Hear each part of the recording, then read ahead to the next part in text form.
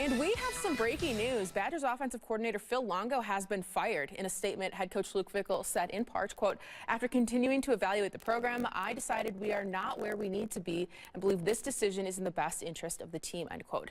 Fickell said he informed Longo this morning. The move comes after the Badgers' third straight loss, where they failed to score more than 13 points in that stretch. Luke Fickell is scheduled to have his weekly availability on Monday.